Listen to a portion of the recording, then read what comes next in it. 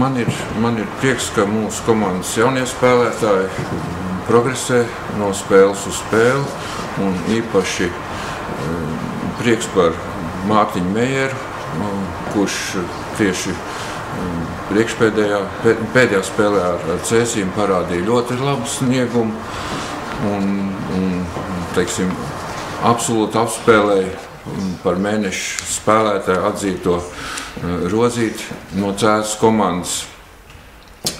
Un žēl, ka Kristaps Rekšņa pēdējās spēles slimoja un nevarēja piedalīties sacensībās, bet ceru, ka viss tas pāries un ar nākošām spēlēm viņš jau būs ierindā un varēs pilnvērtīgi piedalīties gan treniņu procesā, gan arī spēlēs. Tāpat arī Salvis Kušķis un Viesturs Krasovs, kas ir piedalījušies spēlēs. Diemžēl netik daudz spēļu laiks tika viņiem atvēlēts, kā varbūt viņi paši gribētos un kā gribētu es.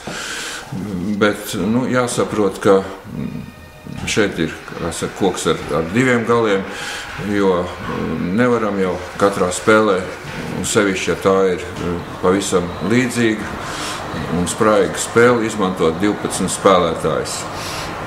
Ļoti ceru, ka nākošajās spēlēs arī šie minētie spēlētāji vairāk tiks pie spēle laika un parādīs sev no labās puses, jo patiešām treniņos viņi strādā ļoti cītīgi un esam apmierināti ar viņu darbību. Nobeidzot, es, protams, gribu teikt lielu paldies klubu vadībai par atbalstu komandai, Jūrmalas domei, jo šajā kritiskajā laikā atrast līdzekļus skaidrs, ka ir ļoti grūti. Un paldies skatītājiem, kuri kuplā skaitā ir ieradušies uz mūsu spēlēm, tāpat arī mūsu karsājiem meitenēm, kuras atbalstījuši katrā mājas spēlē mūsu darbību laukumā. Paldies viņiem un cerams, ka varēsim arī nākošajā gadā iepriecināt mūsu skatītājus un līdzjutējus ar labām spēlēm.